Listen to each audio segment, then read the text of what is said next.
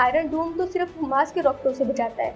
Israel के पास तो और भी बहुत से डिफेंस सिस्टम्स मौजूद हैं, जिसमें पहला डिफेंस सिस्टम यकीनी तौर पर आयरन डोम ही है। इस आयरन डोम की रेंज तकरीबन 70 किलोमीटर है और मेनली इसको डिज़ाइन किया गया है हमास की तरफ से जो इसराइल पर रॉकेट भेजे जाते हैं उनको हवा में डिस्ट्रॉय करने के लिए।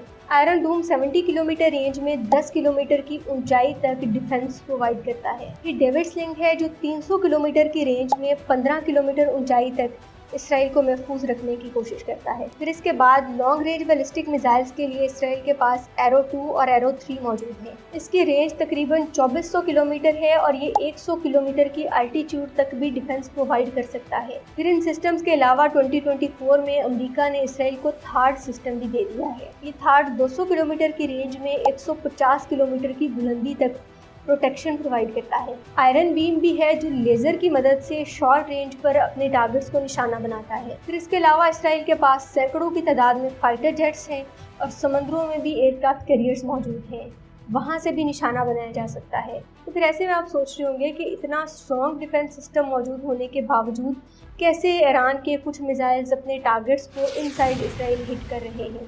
तो फ्रेंड्स, एक तरीका तो ये है कि इतनी ज़्यादा तादाद में प्रोजेक्टाइल्स फायर कर दिए जाएं कि ये तमाम एयर डिफेंस सिस्टम्स भी उनको मिलकर भी रोक ना सकें। और दूसरा तरीका एडवांस मिसाइल टेक्नोलॉजी है, जिसके बारे में आप तफसील से हमारी इस वाली वीडियो के अंदर जान सकते हैं। और ईरान इसराइल के अंदर यकीनन इन दोनों स्ट्रेटजीज़ को फॉलो कर रहा है। इसकी वजह से ईरान के कुछ मिसाइल्स इसराइल के अंदर अपने टारगेट्स को हिट कर रहे हैं।